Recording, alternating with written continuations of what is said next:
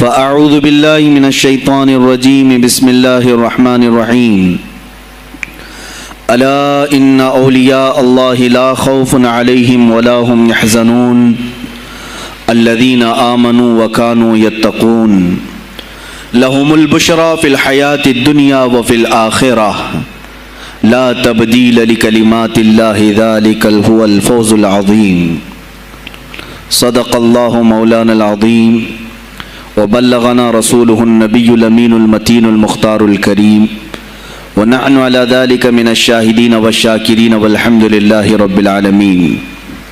بارگاہ رسالت معاذ صلی اللہ تعالیٰ علیہ وسلم میں درود پاک کا ہدیہ پیش کریں۔ اللہم صلی علی سیدنا و مولانا محمد معدن الجود والکرم وآلہ واصحابہ الکرام وابنہ الکریم وبارک وسلم صلاة دائمة سرمدا ابدا۔ آج کی یہ محفل پاک سلطان الاولیاء سراج الاصفیاء شہنشاہ بغداد تاجدار ولایت شہباز لامکانی قندیل سبحانی محبوب سبحانی سیدنا عبد القادر جیلانی قدس اللہ سرہ الشریف کی بارگاہ میں خراج عقیدت کے لیے منعقد کی گئی ہے۔ اس دربار میں میں اپنی گفتگو سے پہلے ان کے عظیم عاشق جس کو دنیا سنیت فنا فی الغوث اور مجدد میت حاضرہ کے نام سے جانتی ہے، امام احمد رضا خان قادری فاضل بریلوی رضی اللہ تعالیٰ عنہ کی جو خراج عقیدت پیش کی ہوئی منقبت ہے، اسی سے میں بارگاہ غوث میں اپنی گفتگو کا آغاز کرتا ہوں۔ اے سلطان الاولیاء، اے شہنشاہ بغداد، واہ کیا مرتبہ غوث ہے بالا تیرا، اونچے اونچوں کے سروں سے ہے قدم اعلیٰ تیرا۔ توجہ، اونچے اونچوں کے سروں سے ہے قدم اعلیٰ تیرا، ارے سر بھلا کیا کوئی جانے کہ ہے کیسا تیرا۔ اے غوث پاک، سر بھلا کیا کوئی جانے کہ ہے کیسا تیرا، اولیاء ملتے ہیں آنکھیں وہ ہے تلوہ تیرا۔ ہم تو ابھی تلوے کو ہی نہیں پہنچ سکے، تمہارے سر تک کون پہنچے ہیں۔ اولیاء ملتے ہیں آنکھیں وہ ہے تلوہ تیرا۔ وہ شہنشاہ بغداد اگر منبر پر کھڑے ہو کر کے اعلان کر دے قدمی ہادھی علی رقبت کل ولی اللہ، میرا یہ پاؤں تمام اولیاء کی گردنوں پر ہے، تو پھر ہند کے خطے سے معین الدین اجمیری بھی یہ کہتے ہوں کہ بل علی رأسی و علی عینی، اے سلطان الاولیاء صرف آپ کا قدم گردن پر نہیں میرے سر پر بھی ہے۔ اور پھر اولیاء کاملین نے پکار کر کے دربار غوث میں یوں کہا تھا جب آپ نے اعلان کیا میرا یہ قدم اولیاء کی گردنوں پر ہے، جس کی گردن بنی منبر اولیاء، جس کا منبر بنی گردن اولیاء، اس قدم کی کرامت پہ لاکھوں سلام۔ انہوں نے جب اعلان کیا تو کیا اولیاء کاملین نے جواب میں کیا کہا تھا؟ جواب میں کیا کہا تھا؟ غوث پاک نے جب بغداد سے پکارا تو پورے مشرق و مغرب شمال و جنوب کے اولیاء نے یوں کہا تھا، یہ دل یہ جگر ہے، یہ آنکھیں یہ سر ہے۔ یہ دل یہ جگر ہے، یہ آنکھیں یہ سر ہے، جہاں چاہو رکھو قدم غوث اعظم۔ گردن ہی کیا ہے، یہ دل ہے، یہ جگر ہے، یہ آنکھیں ہیں، یہ سر ہے، آپ کی مرضی جہاں ہو میرے آقا آپ قدم رکھتے ہیں، جہاں چاہو رکھو قدم غوث اعظم۔ عزیزان گرامی وقار، تاجدار بریلی نے شہنشاہ بغداد کی بارگاہ میں پیش اس طرح سے کیا کہ جو ولی قبل ہوئے یا بعد ہوئے سب ادب رکھتے ہیں دل میں میرے آقا تیرا، سارے اقطاب جہاں کرتے ہیں کعبے کا طواف، کعبہ کرتا ہے طواف در والا تیرا۔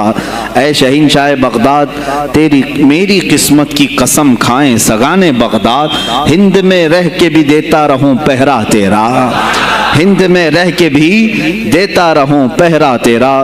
سرکار بغداد کی بارگاہ میں پھر استغاثہ کرتے ہوئے اعلیٰ حضرت بریلوی رحمت اللہ تعالیٰ علیہ یوں عرض کرتے ہیں، اے شہنشاہ بغداد، تجھ سے در، در سے سگ، اور سگ سے ہے مجھ کو نسبت، میری گردن میں بھی ہے دور کا ڈورا تیرا، اس نشانی کے جو سگ ہیں نہیں مارے جاتے، جس کی گردن میں قادری پٹا ہو، جس کی نسبت سلسلہ قادریہ سے ہو گئی ہو، اس کے لیے اعلیٰ حضرت بریلوی فرماتے ہیں اس نشانی کے جو سگ ہیں، ہم کتا پاک ہیں شہنشاہ بغداد کے، اس نشانی کے جو سگ ہیں نہیں مارے جاتے، حشر تک میرے گلے میں رہے پٹا تیرا۔ اور اے سننے والو، میں نے اپنے آپ کو سگ کہا، کتا کہا، تو کہیں تم اس خیال میں نہ آ جانا کہ کتا معمولی ہوتا ہے۔ آگے اعلیٰ حضرت نے اس کا بھی سوایہ کر دیا، کیا دبے جس پہ حمایت کا ہو پنجہ تیرا، کیا دبے جس پہ حمایت کا ہو پنجہ تیرا۔ ارے شیر کو خطرے میں لاتا نہیں کتا تیرا، شیر کی تک پرواہ نہیں کرتا غوث پاک کا کتا۔ تو میں نے اپنے آپ کو کتا کہا تو اس بھول میں نہ رہ جانا کہ کتے کو کوئی بھی مار لے جائے گا، اٹھا لے جائے گا۔ ہم نے کہا ہے دربار غوث کا کتا جو شیر کو بھی خطرے میں نہیں لاتا ہے۔ عزیزان گرامی وقار، بارگاہ غوث میں جو جھوم کر کے اشعار امام احمد رضا خان فاضل بریلوی رحمۃ اللہ تعالی علیہ نے بیان کیے ہیں، وہی ہماری گفتگو کا خلاصہ بھی ہیں۔ سرکار بغداد سیدنا عبد القادر جیلانی رضی اللہ تعالیٰ عنہ، یقیناً آپ کے ولی کامل ہونے پر تقریباً پوری امت کا اتفاق ہے۔ اتفاق کا مطلب صرف بریلویوں کا نہیں، دیوبندی بھی مانتے ہیں، اہل حدیث بھی مانتے ہیں، شیعہ بھی مانتے ہیں۔ غوث پاک رضی اللہ تعالیٰ عنہ کی ولایت سے ان میں سے کسی کا انکار نہیں۔ آج بھی بغداد میں جائیں، لنگر بٹ رہا ہوتا ہے، شیعہ بھی کھا رہے ہیں۔ غوث پاک رضی اللہ تعالیٰ عنہ کا لنگر آج بھی بٹ رہا ہے۔ بغداد کی وہ ایک ایسی بارگاہ ہے جہاں سنی اور شیعہ دونوں ہیں، دونوں تسلیم کرتے ہیں ان کی ولایت کو۔ اب رہے بات اہل حدیث کی یا دیوبند کی، ان کی کتابیں اٹھاؤ تو پتہ چل جائے گا کہ غوث پاک کے متعلق انہوں نے کیا کیا نہیں لکھا۔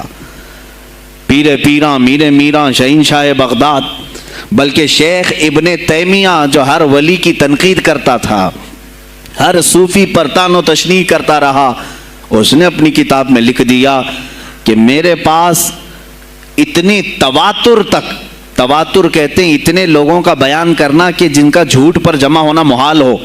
شیخ ابن تیمیہ کہتا ہے میرے پاس اتنی تواتر سے کسی اور کی کرامتوں کا ذکر نہیں پہنچا جتنا شیخ عبد القادر جیلانی کا پہنچا ہے۔ الفضل لما شہید بہ الاعداء، فضیلت تو اس کی ہے جس کی دشمن بھی گواہی دے رہے ہوں۔ عزیزان گرامی وقار، سرکار بغداد رضی اللہ تعالیٰ عنہ کی ولایت پر تقریباً امت کا اتفاق، بعد میں آنے والے سارے مسلمان انہیں ولی مانتے ہیں۔ اور یہ اور بات ہے کہ ولایت تک سب کا اتفاق ہے، اب غوث کے مقام کے متعلق الحمدللہ ہم منفرد ہیں اس میں، اس لیے کہ ہم انہیں غوث اعظم بھی کہتے ہیں، استغاثہ بھی کرتے ہیں۔ یہ ایک الگ ٹاپک ہے جہاں شرک، بدعت اور کفر کے فتوے لگتے ہیں کہ بریلوی اللہ کو چھوڑ کر اولیاء سے مانگتے ہیں، اور یہ بیویوں سے مانگ لیں تو کوئی حرج نہیں، ہاں اپنے بچوں سے مانگ لیں تو کوئی حرج نہیں، بلکہ چپراسی اور نیتاؤں سے مانگ لیں تو کوئی حرج نہیں۔ کسی صاحب نے آ کر کے مجھ سے کہا تھا آپ غوث اعظم کیوں کہتے ہیں؟ اعظم اللہ ہوتا ہے، سب سے اعظم غوث کہیں ٹھیک ہے۔ سلفی صاحب تھے، ہم نے کہا کہ آپ کو سرکار عبد القادر جیلانی کو غوث اعظم کہنے پر اعتراض ہے، لیکن ایک چوڑا چمار ملک کا پرائم منسٹر بن جائے تو اسے وزیر اعظم کہہ دیتے ہیں، کوئی دقت نہیں آپ کو، وہاں اعظم کہتے ہیں آپ، اعظم کہنے میں آپ کو وہاں جھجک بھی نہیں آتی، اور غوث پاک کو اعظم کہنے میں آپ کو شرم آنے لگتی ہے۔ یہ اپنے اپنے نصیبے کی بات ہے، آپ کا اعظم کوئی اور ہے، ہمارا اعظم کوئی اور ہے۔ عزیزان گرامی، سرکار بغداد شہنشاہ ولایت سلطان الاولیاء سیدنا عبد القادر جیلانی رضی اللہ تعالیٰ عنہ، ماں کے پیٹ سے ہی ان کو ولایت عطا کی گئی۔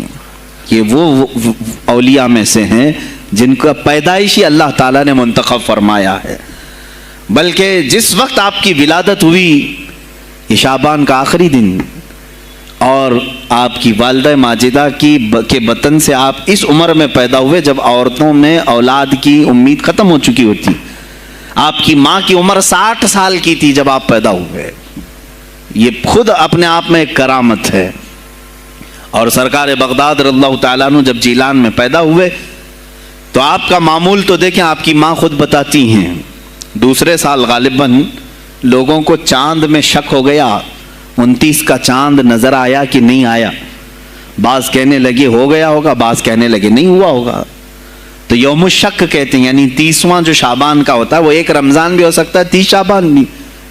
تو لوگ آئے حضرت فاطمہ ام الخیر کے پاس جو غوث پاک کی ماں ہے، پوچھا کہ کل کا چاند ہوا کہ نہیں ہوا، ہمیں شک ہو گیا ہے۔ آپ نے کہا چاند ہو گیا ہے اور رمضان شروع ہو چکا ہے۔ کہا کیسے؟ کہا صبح سے میرا بیٹا عبد القادر دودھ کو منہ نہیں لگایا ہے، اور میرے بیٹے کا یہ معمول ہے پچھلے رمضان سے ہی، جس وقت غوث پاک پیدا ہوئے رمضان شروع تھا۔ ان کی ماں کہتی ہیں سحری سے لے کر افطار تک غوث پاک اپنی ماں کا دودھ نہیں پیتے تھے۔ یہ بچپنے میں ماں کی گود میں روزے کا آپ کے اوپر کوئی مکلف نہیں تھے، آپ احکام شریعت ابھی آپ کے اوپر لاگو نہیں تھے، لیکن اللہ کا ایک ولی آتا ہے تو وہ نظام خدا قائم کرنے کے لیے آتا ہے۔ آج میں اسی پر گفتگو کرنا چاہوں گا، اللہ کے اولیاء ظاہر کیوں ہوئے دنیا میں اور کیوں آتے ہیں؟ ان کا سب سے بڑا مقصد دنیا میں آنے کا، جلوہ بار ہونے کا، وہ یہ ہوتا ہے کہ نظام خداوندی کو زمین پر قائم کریں، جس کی کائنات ہے اسی کی بات یہاں پر قائم ہونی چاہیے۔ اب یہ باتیں وقت کے ساتھ گزرتی جاتی ہیں اور لوگ بھول جاتے ہیں۔ آپ سب کو پھر میں یاد دلا دوں، میرے عزیز، میں نے بھی اور آپ نے بھی اللہ سے ایک وعدہ کیا ہے، ہماری روحوں نے اللہ سے وعدہ کیا ہے۔ جب اللہ تعالیٰ نے ہمیں پیدا بھی نہیں کیا تھا اس وقت ہماری روحوں کو بلا کر اس نے ایک وعدہ لیا، الست بربکم، کیا میں تمہارا رب نہیں ہوں؟ میں تمہارا مالک اور خالق نہیں ہوں؟ تو سب کی روحوں نے کہا تھا قالوا بلا وربنا، کیوں نہیں مولا، تو ہی تو ہمارا رب ہے۔ رب تعالیٰ نے فرمایا کیا تم اسی وعدے پر برقرار رہو گے دنیا میں جانے کے بعد؟ سب نے کہا تھا ہم وعدہ کرتے ہیں مولا اسی پر باقی رہیں گے۔ یہاں آنے کے بعد کتنے وہ لوگ ہیں جو اس کی ربوبیت کا اقرار کرتے ہوئے اس کائنات میں صرف اس کے گن گاتے ہیں۔ کفار و مشرکین تو وعدہ خلاف ہیں، توڑ دیے، انہوں نے اللہ کے علاوہ کسی اور کو خدا بنا لیا، لیکن تم نے اللہ اکبر تو کہا، زبان سے تو تم نے تسلیم کیا، لیکن تمہارا رہن سہن یہ بتاتا ہے کہ تمہارا مالک کوئی اور ہے، کسی اور کو راضی کرنے میں لگے ہوئے ہو، کسی اور کی دریوزہ گیری کر رہے ہو، کسی اور کی خوشامدی میں کھڑے ہوئے ہو، درباروں کے آستانوں کے دروازوں پر تمہارا کھڑا ہونا گھنٹوں پر کسی کو راضی کرنے کے لیے، یہ تمہارا عمل بتاتا ہے کہ تم نے رب اعلیٰ کو اکبر نہیں سمجھا۔ وعدہ تو تمہاری روحوں نے کیا تھا کہ تیرے سوا کسی کو ہم حاکم نہیں تسلیم کریں گے، حاکم اعلیٰ صرف اللہ ہے۔ اولیاء کاملین یہی بات یاد دلانے کے لیے آتے ہیں، پھر تمہیں یہ یاد دلانے کے لیے آتے ہیں، اور جس شان سے وہ دنیا میں آتے ہیں بچپن سے ہی ان کے حالات ایسے ہوتے ہیں کہ شریعت طاہرہ کی پابندی ان کے ہر قول و عمل میں نظر آتی ہے، ہر قول و عمل میں۔ اس لیے کہ ہم جس کی زمین پر ہیں اور جس کی آسمان کے نیچے ہیں، بات ہوگی تو صرف اسی کی ہوگی، بات ہوگی تو صرف اسی کی ہوگی۔ مجھے ایک بات یاد آتی ہے، سرکار مفتی اعظم ہند رحمۃ اللہ تعالیٰ علیہ، آپ کے سامنے کوئی صاحب تقریر کر رہے تھے، یہ زمین سب کی ہے، ان کی بھی ہے، ان کی بھی ہے، ان کی بھی ہے۔ آپ نے کہا چپ رہو، زمین اللہ کی ہے اور صرف اللہ کا نام ہو۔ یہ سب کی ہمت نہیں بولنے کی، زمین اللہ کی ہے اور اللہ ہی کا، یہاں پر اللہ ہی کی بولی بولی جائے، اسی کے لیے زیب دیتا ہے۔ جس کے گھر میں رہ رہے ہو اسی کی بات کرو۔ عزیزان گرامی وقار، سرکار بغداد، ان کی کرامات اپنی جگہ پر، لیکن ان کی زندگی کے کچھ اہم گوشے میں لے کر آج حاضر ہوں۔ آج ہمارے حالات کے اعتبار سے بھی ضرورت ہے اس کی۔ جب آپ پروان چڑھتے رہے اپنی ماں کی گود میں، بہت جلدی آپ کے والد گرامی کا انتقال ہو گیا۔ آپ سے خود پوچھا گیا تھا غوث پاک سے، آپ کی جوانی میں یا جب آپ کا شہرہ بغداد میں بہت ہو گیا تب پوچھا گیا تھا آپ کو اپنے ولی ہونے کا احساس کب ہوا؟ غوث پاک سے ہی پوچھا گیا تھا آپ کو کب پتا چلا اللہ نے آپ کو ولایت کا یہ مقام عطا کیا؟ آپ فرماتے ہیں جب میں 10 سال کا تھا مدرسے جاتا تھا تو غیب سے ایک آواز آتی تھی، افصحوا فی المجالس لولی اللہ. غیب سے آواز آتی تھی، اے لوگوں مجلس میں جگہ چھوڑ دو، اللہ کا ولی آ رہا ہے. یہ آواز صرف میں نہیں، میرے استاد بھی سنتے، وہاں بیٹھے شاگرد بھی سنتے، اور سب کھڑے ہوتے تھے، جگہ دیتے تھے. غوث پاک فرماتے ہیں جب ہر بار مجھے یہ آواز آنے لگی تب مجھے احساس ہوا کہ اللہ تعالیٰ نے مجھے ولایت کا تاج پہنایا ہے. پھر آپ کو لہو و لعب میں، کھیل کود میں نہیں رکھا گیا. فرماتے ہیں ایک بار میں صرف ایک گائے کی پونچھ پکڑنے کی کوشش کر رہا تھا، گائے پلٹ گئی، فصیح عربی میں کہنے لگی الہذا خلقت ام بہذا امرت یا عبد القادر، اے عبد القادر کیا تجھے اسی کام کے لیے پیدا کیا گیا یا تجھے اللہ نے اس کام کا حکم دیا کہ میری پونچھ پکڑے؟ غوث پاک فرماتے ہیں میں چونک گیا کہ یہ ایک جانور مجھ سے عربی میں بات کر رہا ہے. اور اس کے بعد وہ گائے خود کہنے لگی اے عبد القادر تجھے اللہ نے اپنی مخلوق کے لیے بنایا ہے، اپنے بندوں کو راہ راست پر لانے کے لیے. غوث پاک فرماتے ہیں اس کے بعد زندگی میں کبھی کھیل کود کی خواہش بھی نہیں آئی، کھیل کود کی خواہش بھی نہیں آئی، کبھی تصور بھی نہیں کیا. اور جب آپ جیلان سے نکل کر بغداد آئے، بغداد کے جو حالات تھے وہ آپ نے بہت قریب سے مشاہدہ کیا. میرے عزیزو آج کے جو حالات ہیں نا، آج کے جو حالات میں نے پڑھا اس سے بھی زیادہ ڈینجر حالات اس زمانے کے تھے. آج لوگ حالات کی شکایت کرتے ہیں، بہت سارے علماء مولانا ہم سے یہ کہتے ہیں حالات اب صحیح نہیں ہیں، ویسے نہیں ہے پہلے. میں تمہیں غوث پاک کے حالات بتاتا ہوں. اس وقت سیاسی حالات کیا تھے، اس وقت سیاسی حالات اتنے خطرناک ہو چکے تھے. بغداد میں شیعوں نے اپنا گڑھ جمایا تھا، یہاں تک کہ ہر عالم پر، ہر واعظ پر، ہر امام مسجد پر پابندی تھی. سیدنا ابو بکر صدیق اور حضرت عمر کا کوئی نام نہیں لے سکتا تھا، کوڑے مارے جاتے تھے. شیخین کا اگر کسی نے نام لے لیا کسی عالم نے، کوڑے مارے جاتے تھے. خلیفہ واثق باللہ تک یہ تاریخ چلی بغداد میں، اور سلطنتیں ٹوٹ چکی تھیں. سیاسی حالات اس قدر خراب ہو چکے تھے، چھوٹی چھوٹی ٹکڑیوں میں بٹ چکے تھے مسلمان. مصر کی طرف دیکھیں تو فاطمی حکومت قائم ہو گئی تھی، وہ اپنے آپ کو فاطمی کہہ رہے تھے. بغداد میں عباسی خاندان حکومت کر رہا تھا، اور وہ بھی سمٹ کر کے صرف بغداد کے اطراف رہ گئی بس. پھر ترکی کی طرف دیکھیں تو سلجوکی خاندان تھا، ایک ایک ٹکڑا حکومت کر رہا تھا، اور یہی آپس میں دست بگریباں تھے، ایک دوسرے سے لڑ رہے تھے. اور پھر پلس اس پر ایسا کہ بازنطینی جو عیسائی تھے، صلیبی تھے، ان سلطنتوں کو آپس میں لڑا کر کے اس قدر شدت پیدا کر چکے تھے کہ بغداد والا مصر نہیں جا سکے، مصر والا ترکی نہ آ سکے.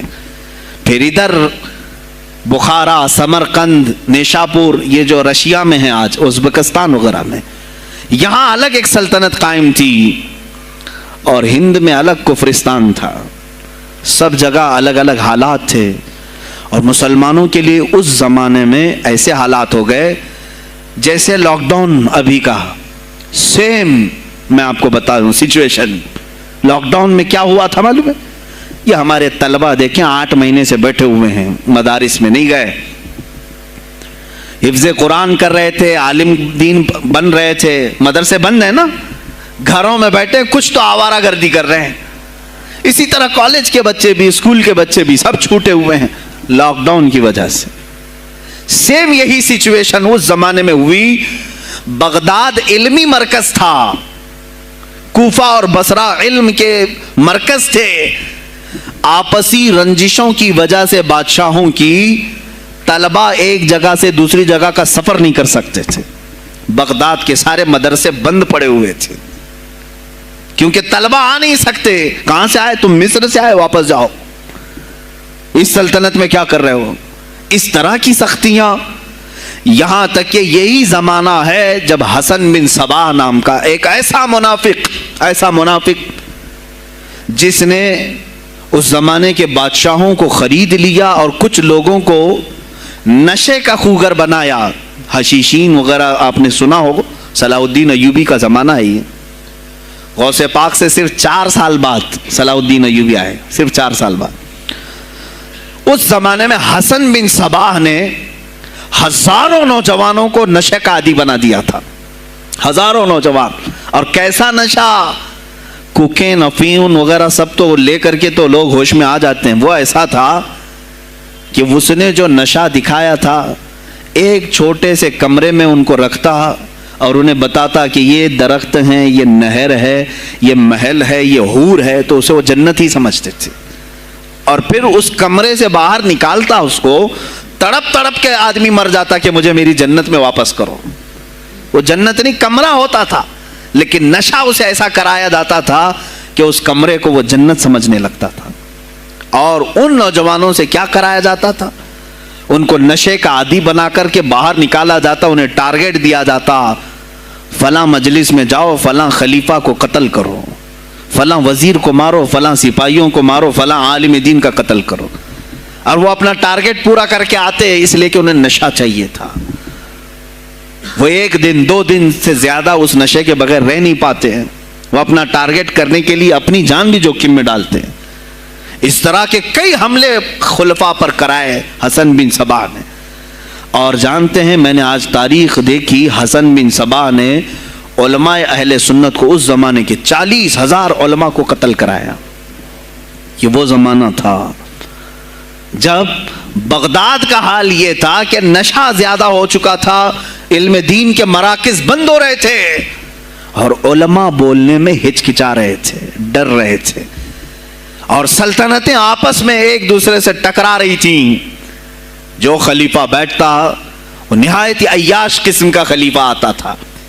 اکثر خلیفہ عیاش آئے، ان کے حریم میں، ان کے حرم خانے میں، یعنی ان کے محل میں 40 عورتیں ہوا کرتی تھیں جن کے ساتھ وہ وطی کرتے، جمع کرتے. جبکہ وہ مسلمان خلیفہ ایک بادشاہ کے لیے چاہے کوئی بھی ہو 4 سے زیادہ کی اجازت ہے. 40 کنیزاؤں کے ساتھ وہ زندگی گزار رہے ہوتے. اس میں عیسائی بھی ہوتی، یہودی بھی ہوتی، سب قسم کی ہوتی. یہ خلفاء کا حال تھا. تم کیا کہہ رہے ہو ہمارے زمانے کو؟ ارے حالات برے ہیں، حالات برے ہیں. ابھی اور میں بتاؤں کتنے برے حالات اس زمانے میں تھے. علماء کو کوڑے مارے جاتے تھے اگر بولے. ارے شیخین کا نام لینے پر پابندی بغداد میں لگ گئی ہو، اس سے بڑا اور ظلم کیا ہو سکتا ہے؟ سیدنا ابو بکر صدیق، حضرت عمر کا نام لینے پر کوڑے مارنے لگائے جاتے. ایسے حالات میں شہنشاہ بغداد سیدنا عبد القادر جیلانی بغداد آئے ہیں جب آپ کی عمر صرف 18 سال کی تھی. 18 سال کی جوانی میں آپ نے ملاحظہ کیا، حالات کو دیکھا، تعلیم حاصل کی بڑے بڑے اساتذہ سے. آپ کے اساتذہ فقہ میں الگ ہیں، حدیث میں الگ ہیں، تفسیر میں الگ ہیں، علم کلام میں، کئی علوم و فنون پہ آپ نے مہارت حاصل کی. اس کے بعد حالات دیکھ کر کے آپ نے کیا کہا؟ یہ اب یہاں سے میں ہر ایک عالم دین کے لیے بشمول من میرے لیے نصیحت سمجھتا ہوں. غور سے سن لیں. غوث پاک رضی اللہ تعالیٰ عنہ کی زندگی میں ایک موڑ ایسا آیا، اور شاید میں نے بھی کبھی کئی مرتبہ اس طرح سوچا ہے.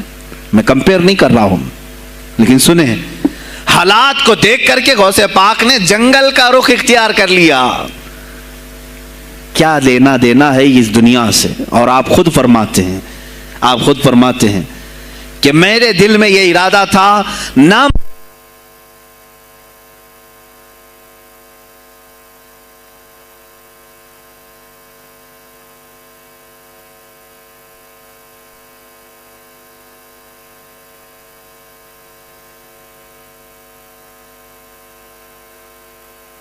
ہیں، میرا ارادہ ہوا جنگل میں ایسی جگہ رہوں کہ نہ مجھے مخلوق دیکھے اور نہ میں مخلوق کو دیکھوں.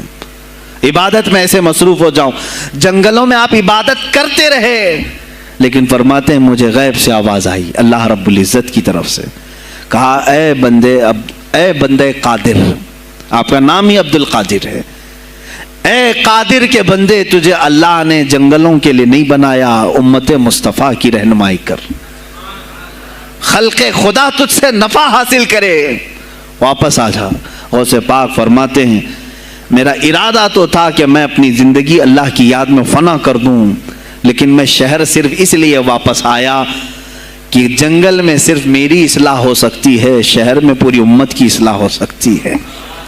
علماء کے لیے یہی آج نصیحت ہے، تم چاہے تو گدی نشین بن جاؤ، سجادہ نشین بن جاؤ، جھولی نشین بن جاؤ، جنگل نشین بن جاؤ، ہو سکتا ہے تمہارے اپنے فائدے کے لیے تم سوچ سکتے ہو۔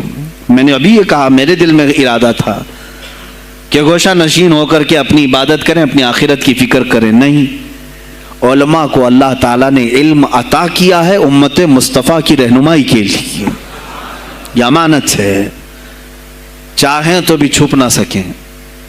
عزیزان گرامی وقار، غوث پاک رضی اللہ تعالیٰ عنہ واپس بغداد آئے۔ اچھا، وہ اتنی عبادتوں کے عرصے میں جانتے ہیں کہاں کہاں کا سفر نہیں کیا انہوں نے؟ جنگلوں کا سفر، صحراؤں کا سفر، بیابانوں کا سفر، یہاں تک کہ سری لنکا کی سرزمین تک پہنچے، ملتان تک آئے۔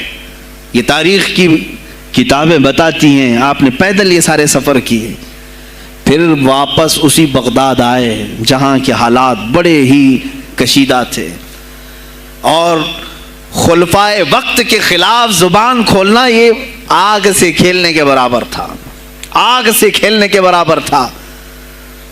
اور سب سے بڑا مسئلہ تو غوث پاک کے لیے یہ تھا کہ آپ بغداد کے نہیں تھے، عراق کے نہیں تھے، آپ جیلان سے آئے تھے۔ جیلان ایران میں ہے، اس زمانے میں طبرستان ایک صوبہ تھا، طبرستان کا ایک شہر جیلان تھا، جیلان سے آئے ہوئے تھے بغداد میں۔ آپ کی زبان فارسی تھی، فارسی زبان کا ایک طالب علم بغداد میں آیا ہے، اور بغداد پورا عربیوں کا ہے، فصیح عربی بولنے والے لوگ، اور نہایت ہی عیاشی میں پڑے، ان کی اصلاح کیسے کریں۔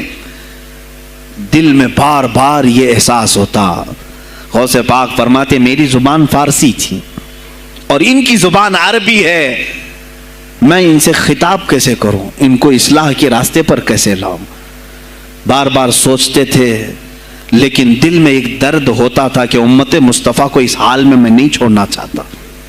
ایک دن ایک مسجد میں غمگین حالت میں سوئے، ظہر کا وقت تھا، نماز پڑھ کر کے آپ آرام کر رہے ہیں، اور جیسی آنکھ بند ہوئی سرور کائنات صلی اللہ علیہ وسلم تشریف لائے۔ پوچھا عبد القادر کیوں غمگین ہے میرے بیٹے؟ کہا کہ یا رسول اللہ صلی اللہ علیہ وسلم زبان میری عجمی ہے، فارسی، میں عربیوں کے بیچ بیٹھا ہوں، اصلاح کرنے کی کوشش کرتا ہوں، لیکن مجھے یہ عجمی سمجھیں گے۔ اللہ کے نبی صلی اللہ علیہ وسلم نے فرمایا تو اپنا منہ کھول لو۔ آپ نے منہ کھولا، حضور پاک نے اپنا لعاب پاک ڈالا، دوسری بار ڈالا، تیسری بار ڈالا، چوتھی بار ڈالا، پانچویں، چھٹی، 7 مرتبہ حضور پاک نے اپنا لعاب پاک دیا اور کہا عبد القادر اب اٹھ اور بیان کرو۔ فرماتے ہیں خواب میں نے حضور اکرم صلی اللہ علیہ وسلم کا لعاب پاک لیا، تھوڑی ہی دیر گزری تھی، میرے خواب میں ہی میرے جد کریم مولا کائنات علی مرتضیٰ تشریف لائے۔ کہا پھر وہی سوال کیا عبد القادر کیوں نہیں بیان کرتے؟ کہا میں فارسی النسل، فارسی ہوں اور عربیوں کے بیچ میں ہوں۔ انہوں نے کہا تو اپنا منہ کھول۔ باب العلم، باب مدینۃ العلم، علی کرم اللہ وجہہ الکریم اپنا لعاب پاک ڈالتے ہیں، 1 بار، 2 بار، 3 بار، 4 بار، 5 بار، 6 بار، بس کیا۔ غوث پاک نے کہا نانا جان نے مجھے 7 مرتبہ پلایا، آپ نے 6 مرتبہ۔ علی کرم اللہ وجہ الکریم فرماتے ہیں میں برابری تو نہیں کر سکتا، وہ رسول کائنات ہیں۔ عزیزان گرامی وقار، غوث پاک فرماتے ہیں پھر میری آنکھ کھلی، اور اسی جامع مسجد میں جب میں کھڑا ہوا اور خطاب کے لیے لوگوں کو پکارا تو دیکھا ادھر سے بھی مخلوق آ رہی ہے، ادھر سے بھی آ رہی ہے، سامنے سے بھی آ رہی ہے۔ مجمع اتنا کثیر کہ تل دھرنے کی جگہ مسجد میں نہیں تھی، اور جب آپ کا خطاب ختم ہونے کو تھا لوگ اپنے کپڑے پھاڑنے لگے اور بے ہوش ہونے لگے۔ اتنی تیر بہدف کلمات تھے کہ سیدھے سینے میں پیوست ہو جاتے، دلوں میں اتر جاتے۔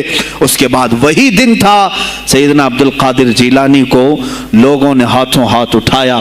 بغداد میں شہرہ ہو گیا کہ کوئی ایک عجمی آیا ہے اور عربیوں پر فوقیت لے گیا ہے، سارے عربی اس کے سامنے دنگ رہ گئے ہیں، کوئی عربی اس کی فصاحت کو نہیں پہنچ پاتا ہے۔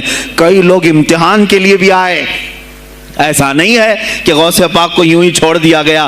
میرے عزیز، تم تو 1000 سال کے بعد کرامتیں سنتے ہو نا، یہی لگتا ہے کہ غوث پاک بہت کرامتوں کے مالک تھے، بہت بڑے عالم اور بڑے ولی کامل تھے، کچھ نہیں ہوا ہوگا ان کے ساتھ۔ ہمارے سے زیادہ خطرے انہوں نے مولے ہیں، ہم سے زیادہ حاسدین ان کے تھے، دشمنی کرنے والے اپنوں میں بھی بہت سارے تھے۔ غوث پاک رضی اللہ تعالیٰ عنہ کا جب خطاب شروع ہوا، کیا ایک خطیب جب مشہور ہونے لگے تو دوسرے مولوی خاموش رہ جائیں گے؟ حسد کی چنگاری بھڑکتی ہے، وہ غوث پاک کے خلاف بھی بھڑکی۔ اور بغداد میں جب یہ شورا ہونے لگا تو کئی علماء اس وقت کے جو بڑے بڑے پائے کے عالم ہیں، ان کی کتابیں آج بھی موجود ہیں، میں نام تذکرے نہیں کر رہا، لیکن انہوں نے ٹیسٹ لینے کی غرض سے، امتحان لینے کی غرض سے کئی لوگوں کو سوالات بھیجے۔ ایک دن مجلس میں ایسا تھا کہ غوث پاک تفسیر قرآن بیان کرتے تھے۔ تفسیر قرآن بیان کرنا غوث پاک کا محبوب مشغلہ تھا، روزانہ قرآن کی تفسیر عرض کرتے۔ ایک دن مجلس میں بڑے بڑے علماء کی جماعت، جس میں عبد الرحمن جوزی جیسے بڑے فقیہ محدث ہیں، ان کی ایک جماعت آئی۔ قرآن کی جو آیت کی تفسیر وہ کر رہے تھے، اس تفسیر کو کئی کتابوں سے انہوں نے اخذ کیا اور لے کر کے آئے، مجمع میں بیٹھے ہیں۔ غوث پاک نے تفسیر شروع کی۔ ایک آیت کی کتنی تفسیریں ہو سکتی ہیں، کتنی تفسیریں ہو سکتی ہیں؟ ایک تفسیر بیان کیا، اس کے بعد کہا اس آیت کی ایک دوسری تفسیر یہ ہے، پھر تھوڑی دیر کے بعد غوث پاک نے فرمایا اس کی ایک تیسری تفسیر یہ ہے، پھر کہا اس کی ایک چوتھی تفسیر یہ ہے، پھر کہا اس کی ایک پانچویں تفسیر یہ ہے۔ بیان کرتے جا رہے ہیں یہاں تک کہ 13 تفسیریں ہو گئیں۔ جو بیٹھے ہوئے تھے وہ آشش کرنے لگے۔ اس کے بعد اتنا ہی نہیں، آگے بڑھتے رہے، آگے بڑھتے گئے، 40 تفسیریں ایک آیت کی آپ نے بیان کی۔ جو آئے تھے وہ کھڑے ہو گئے اور اس کے بعد غوث پاک رضی اللہ تعالیٰ عنہ کو دیکھنے لگے۔ غوث پاک نے ان کو مخاطب کر کے کہا، اے گروہ علماء، اے جماعت علماء، تم 13 تفسیریں یاد کر کے آئے تھے ایک آیت کی، کیا وہ میں نے شروع سے 13 تک صحیح بیان کیا؟ سب اپنے جبے اٹھانے لگے، کہا ہم تو یہ 13 تفسیریں پڑھ کر آئے تھے یہ سوچ کر کے کہ شیخ عبد القادر جیلانی کو 2-3 سے زیادہ تفسیریں نہیں آتی ہوں گی، 13 کے بعد آپ تو 40 تک پہنچے، وہاں تو ہمارا بھی علم نہیں پہنچا۔ جماعت علماء دنگ رہ گئے اور اس کے بعد توبہ بھی کیا، کہا ہمارے دلوں میں بدگمانی آ گئی تھی، ہم توبہ کرتے ہیں۔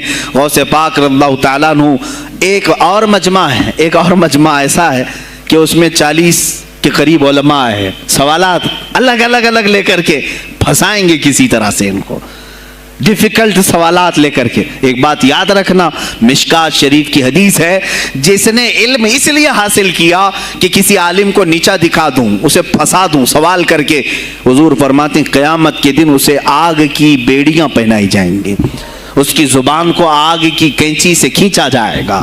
اس لیے علم حاصل مت کرو، کسی کو نیچا دکھانا، کسی کو بیوقوف بنانا۔ ایک کتاب کہیں سے پڑھ کر کے آئے، مولانا کے پیچھے پڑ گئے، یہ بتاؤ صحیح ہے کہ نہیں ہے؟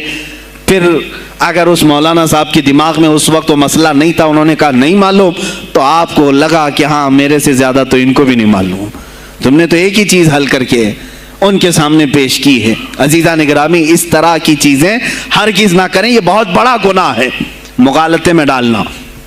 غوث پاک رضی اللہ تعالیٰ عنہ ایک جماعت سے خطاب کر رہے ہیں، 40 علماء آئے، الگ سوالات نوٹ کر کے، میں یہ پوچھوں گا، تم یہ پوچھنا، تم یہ پوچھنا۔ غوث پاک رضی اللہ تعالیٰ عنہ نے اپنا خطاب کیا اور سوالات کے لیے اس دن محفل کا وقت ہی نہیں دیا، کہا آج سوالات کوئی نہیں کرے گا۔ وہ لوگ تو سوالات لے کر کے آئے تھے، سب مجمع میں خطاب کے بعد جس کو جو پوچھنا ہے آپ کہتے ہیں کہ پوچھ لو، اس دن کا کوئی نہیں پوچھے گا، آؤ صرف مصافحہ کر کے جاؤ، آؤ صرف مصافحہ کر کے جاؤ۔ تو یہ جو علماء کی جماعت تھی ان کو بلایا، ایک آتے ان کو سینے سے سینہ لگاتے اور کہتے تیرا یہ سوال تھا، اس کا یہ جواب ہے۔ دوسرا آتا اس سے کہتے تو یہ گھر سے سوچ کے آیا تھا، تیرا سوال یہ ہے، اس کا جواب یہ ہے۔ اس طرح 40 سے مصافحہ کیا، معانقہ کیا، ان کے سوالات کے پوچھنے سے پہلے جوابات بھی دے دیے، اور اس کے بعد کہا کہ اے گروہ علماء، تم سوال کرتے اور میں جواب دیتا تو عبد القادر کی کیا اس میں خصوصیت تھی؟ تم سوال بھی نہ کرو، میں جواب دوں، تب پتا چلے گا کہ میں بندہ قادر ہوں، میں قادر کا بندہ ہوں۔ تم نے سوال بھی نہیں کیا اور میں جواب دوں تو تمہیں احساس ہوگا کہ میں قادر کا بندہ ہوں۔ اللہ رب العزت کا کی صفاتی نام ہے۔ عزیزان گرامی وقار، علماء نے تنگ کیا، پریشان کیا، آپ کے مجموعوں کو روکنے کی کوشش کی، لیکن ایسا نہیں ہے کہ غوث پاک نے ہر ایک کو اپنی کرامت سے زیر کر دیا ہو، ان علماء کو پورا سلا دیا ہو، نہیں، فیس کیا ہے، مقابلہ کیا ہے، پریشانیاں اٹھائی ہیں، اور خلفاء کے وقت کے سلاطین کی بھی بہت ساری ایسی سختیاں تھی جس کو آپ نے برداشت کیا۔ کئی لوگوں نے آپ پر پابندیاں لگانے کی کوشش کی تھی، یہ تو سرکار غوث پاک کی استقامت تھی کہ آپ جمے رہے۔ اور سب سے بڑا کام آپ کا کیا تھا معلوم؟ خانقاہ کے گدی نشینوں، غور سے سنو، جو غوث پاک کا نام لیتے ہیں، سرکار غوث پاک رضی اللہ تعالیٰ عنہ کی اس صفت کو میں بیان کروں تو یہ بغلیں جھانکیں گے۔ ابھی غوث پاک نے سب سے بڑا کردار کیا کیا جانتے ہیں آپ؟ لوگ کہتے ہیں خانقاہی ماحول قائم کرنا ہے، اللہ اللہ کرو، تسبیح لو، دلوں کی صفائی کرو، سب صحیح ہے، لیکن غوث پاک نے تقریباً 25 سال صرف جہاد پر بیان کیا ہے، صرف جہاد پر۔ کہا کہ اے گروہ مسلمین، تم پر اللہ نے ذلت مسلط کر دی ہے اس لیے کہ تم نے کوششیں ترک کر دی ہیں، حکومتوں کو صحیح کرنے کے لیے آپ نے باغ ڈور سنبھال لی تھی۔ غوث پاک جب بیان کرتے منبر سے تو وقت کا جو تخت تھا وہ بھی ہلنے لگ جاتا تھا۔ خلیفہ مستنجد باللہ، اس زمانے کا خلیفہ ہے، اور تنگ آ گیا غوث پاک کے پاس جب وہ بیان کرتے اور ان کی عیاشیاں کھول کھول کر کے ذکر کرتے تو لوگوں میں اب احساس جاگنے لگا، کوئی تو اللہ والا آیا ہے جو نظام خداوندی قائم کرنے کی بات کر رہا ہے، نظام مصطفیٰ قائم کرنے کی بات کر رہا ہے۔ بغداد کی یہ حالات جب ہونے لگے، میرے عزیزو، سلطان الاولیاء غوث پاک کی ہی شہ پر جانتے ہیں صلاح الدین ایوبی جیسا ایک مرد مجاہد پیدا ہوا ہے۔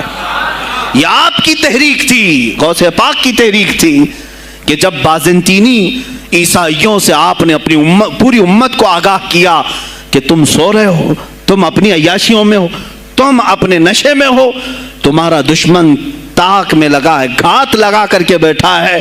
اور ہوا بھی یہی کہ غوث پاک کے وصال کے صرف 10 سال بعد صلیبیوں نے حملہ شروع کر دیا بغداد پر، مصر پر، ترکی پر، ہر جگہ، اور یہی حملے کی وجہ تھی صلاح الدین ایوبی جیسا مرد مجاہد کھڑا ہوا، اور پھر انہوں نے پورے بیت المقدس کو فتح کر کے اپنے سر ایک صحرا باندھا۔ آج تک امت اس کے احسان کو یاد کرتی ہے۔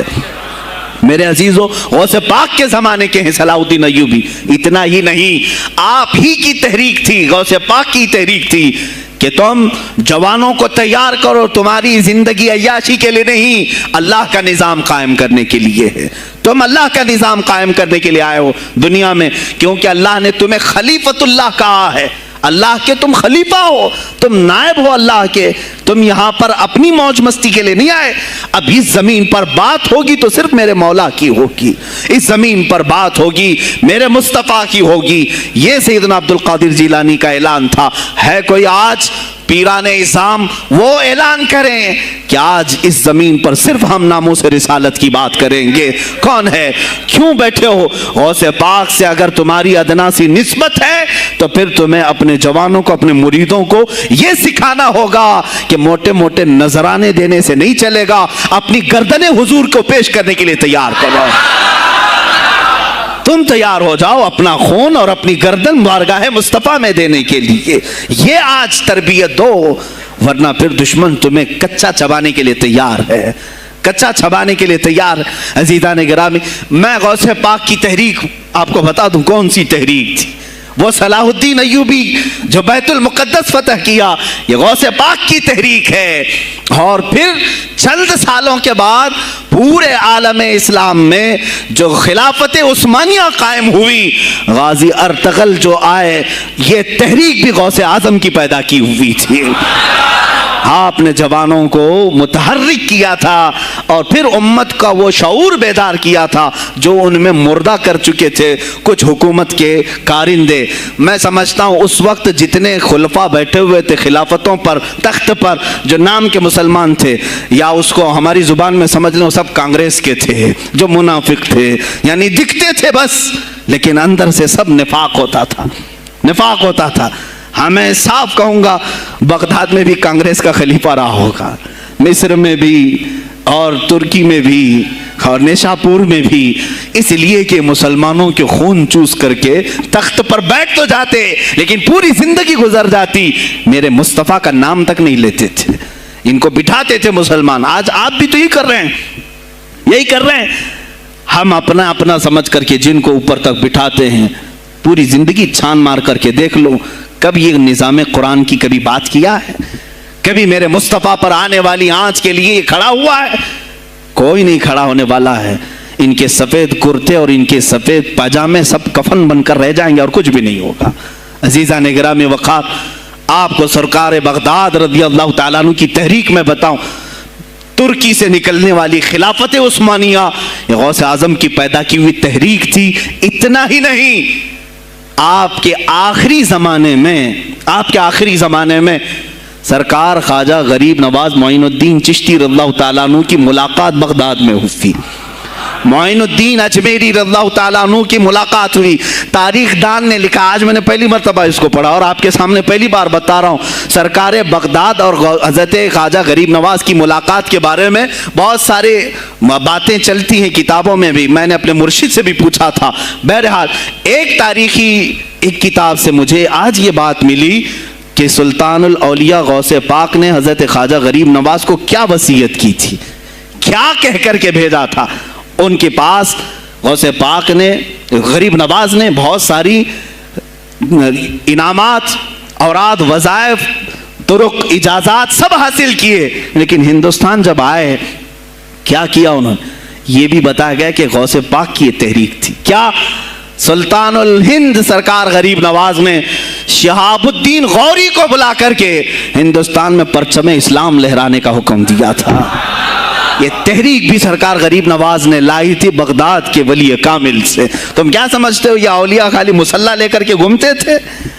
یا اولیاء اکرام صرف گدی نشین تھے؟ نہیں میرے عزیزو، یہ حکومت وقت کو آنکھ میں آنکھیں ڈال کر بات کرتے تھے اور پھر نظام مصطفیٰ کی بات للکار کر کے کرتے تھے۔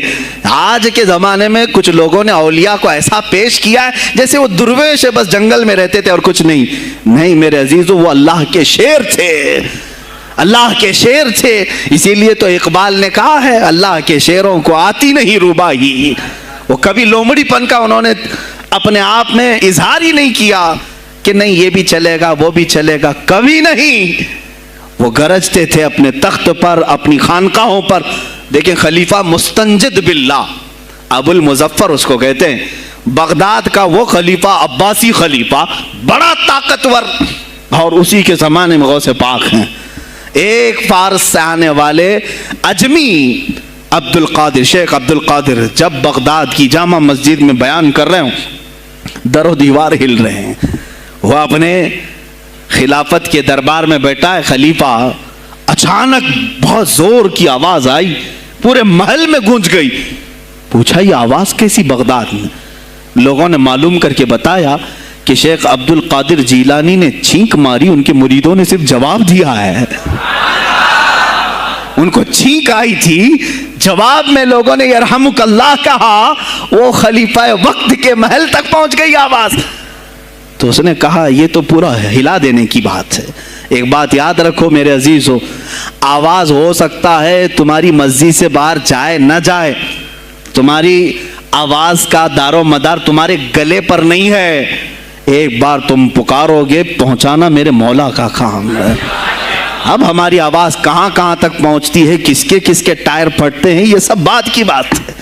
تم پکار کر کے تو دیکھو اللہ رب العزت کے نام پر عزیزان گرامی وقار مستنجد باللہ آیا اور وہی کیا جو ہر عیاش کرتا ہے. ظاہر سی بات ہے مولوی صاحب کچھ لے دے کے چھوڑ دو, جان بخش دو, جاؤ کہیں بیٹھو آپ اللہ اللہ کرو. کہاں یہ حکومت سیاست کی باتوں میں آپ آ گئے. چند دنوں پہلے میں نے بھی سیاست کی بات کی تو مجھے بھی ایک مشورہ ایسا آیا کہ آپ کو انٹرسٹ ہے ایم پی بننے کا, ایم ایل اے بننے کا. میں نے کہا مجھے انٹرسٹ تو نہیں ہے لیکن کرسی صاف کرنے کا انٹرسٹ بہت ہے, اس پر جو کچرا ہے اس کو صاف کرنے کا انٹرسٹ بہت ہے. انشاءاللہ العزیز وقت آئے گا وہ صاف ہوں گی بھی. عزیزان گرامی مستنجد باللہ 10 اشرفیوں کی تھیلیاں لے کر سونے کی غوث پاک کے دربار میں آیا. آپ مریدین کے ساتھ بیٹھے, ارے وہ حال و قال کی مجلسیں ہیں. مستنجد باللہ آیا غوث پاک کی بارگاہ میں, کہا کہ یہ حضور آپ قبول کر لیں, نذرانہ ہے. آپ نے کہا تو رکھ لے اپنا نذرانہ, تو اپنے پاس رکھ لے. کہا کہ ہدیہ قبول کرنا سنت ہے, آپ سنت کے خلاف کرتے ہیں. غوث پاک نے کہا اللہ ایک تھیلی لیا اور اپنے بغل میں دبا کر کے اس کو نچوڑنا شروع کیا تو اس سے خون ٹپکنا لگا. خون اتنا ٹپکنے لگا تو حاضرین مجلس دم بخود رہ گئے. خلیفہ مستنجد باللہ بھی دیکھ رہا تھا. غوث پاک نے فرمایا ابھی تو یہ ایک تھیلی ہے, میں 10 کو نچوڑوں گا تو یہ خون تیرے دربار تک پہنچ جائے گا, تیرے دربار تک پہنچ جائے گا. تو مجھے وہ اشرفیاں دینے آیا ہے جو تو نے غریبوں کے مال کو چوس کر کے حاصل کیا, تو مجھے خریدنے کے لیے آیا ہے. اگر مجھے تیرے خاندان کی حرمت کا خیال نہ ہوتا تو میں آج پورے بغداد کی نالیوں میں اسی کا خون بہاتا. خلیفہ مستنجد باللہ بے ہوش ہو گیا اور اس کے بعد جب ہوش آیا اس نے توبہ کیا اور آپ کے ہاتھ پر بیعت بھی کیا. اب اس کے بعد وہ خلیفہ ایسا پاک ہوا, نظر غوث جو پڑھی. اب اس کے بعد دربار خلافت کے حالات کیا ہو گئے سنیں. میں آج سیاست پر بات کر رہا ہوں. اب خلیفہ مستنجد باللہ کا دل جب صاف ہوا 8 دن کے بعد وہ حاضر آیا. کہا سلطان الاولیاء اے شیخ عبد القادر جیلانی آپ حکم فرمائیں کہاں کس طرح کا گورنر رکھنا چاہیے, گورنر کس طرح کا ہونا چاہیے آپ دیں. غوث پاک نے اپنے خلفاء کو حکم دیا کہ لسٹ بنائی جائے, اسلامی سلطنت میں گورنر کون ہوگا. لسٹ بنی. کہا وہ ہوگا جس کی تہجد قضا نہیں ہوتی, وہ گورنری پر آئے گا جو سنت رسول کو ہلکا نہیں سمجھتا ہوگا, وہ گورنری پر آئے گا جس کی نمازیں کوئی قضا باقی نہ رہی ہوں, اس لیے کہ جو اللہ کا قرضہ باقی رکھے گا وہ لوگوں کا بھی مال کھا جائے گا. آپ نے لکھایا نام, خلیفہ مستنجد باللہ نے آپ کے اشارے پر گورنر پورے تبدیل کر دیے. ہر جگہ پر ایسے لوگوں کو رکھا جو سرکار غوث پاک کے یا تو مرید تھے یا خلیفہ تھے یا شاگرد تھے, اور ان کے دلوں میں اللہ کا خوف تھا اور وہ پورے بغداد اور آس پاس کی سلطنتوں کو سنبھالے ہوئے تھے. ایک وقت ایسا آیا کہ وہی چند سال پہلے جو بغداد نشے میں ڈوبا ہوا تھا 10 سالوں کے بعد لوگ کہنے لگے کہ آج بغداد ایسا لگ رہا ہے جیسے عمر بن خطاب کا زمانہ آ گیا ہو, عمر بن خطاب کا زمانہ آیا ہو. تم نے تو غوث پاک کی 11ویں کھائی ہے نا, اصلاح حکومت ان سے نہیں سیکھا. وہ آئے تھے نظام تبدیل کرنے کے لیے. آج میں علماء سے بھی یہی کہوں گا تم حق بات تو پہنچاؤ قوم تک. آج حالات ایسے ہیں میرے عزیزوں, ڈر اور خوف ان کے سینوں پر طاری ہوا. کس بات سے ڈرتے ہو؟ کیا تم نے اللہ کی ذات پر ایمان نہیں لائے؟ یہ نہیں کہتے ہو موت و حیات اللہ کے ہاتھ ہے, رزق اللہ کے ہاتھ ہے, پھر ڈرتے حکومت وقت سے کیوں؟ مجھے ابھی چند دنوں پہلے ایک میسج یہ بھی آیا تھا کہ حضرت آپ تو پاکستان کے علامہ خادم حسین کی تعزیت پر بیان کر رہے ہو, آپ دیکھ نہیں رہے یہاں کا ماحول کیسا ہے. عزیزان گرامی اس دن مجھے افسوس اس بات پر ہوا, سوال پر, ہائے افسوس اس قدر تمہارے ضمیر مردہ ہو گئے, اس قدر تم بزدل ہو گئے. لاکھوں لوگوں کے دلوں میں شمع عشق مصطفیٰ جگانے والے پر تمہاری زبان بند ہے, تمہاری زبان بند ہے. میں نے صرف ایک جملہ کہا, کوئی فرق نہیں پڑتا, میں اس ملک میں رہ رہا ہوں جہاں کا پرائم منسٹر ایک سور خبیث فرانس کے صدر کے لیے ٹویٹ کر سکتا ہے تو میں پڑوسی ملک کی کسی عاشق رسول کی تعزیت کیوں نہیں کر سکتا؟ کیوں نہیں تعزیت کر سکتا؟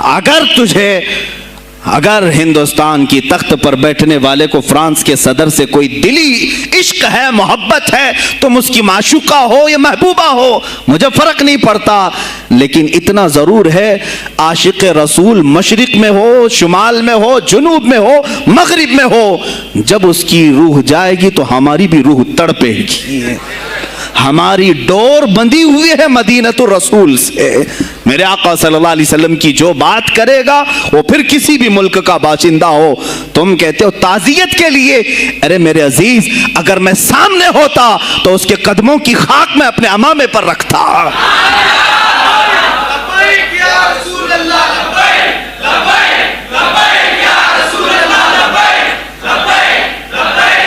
عزیزان گرامی وقار، یہ بہت خاموشی ہم نے اختیار کی، بہت خاموشی، کوئی بات نہیں۔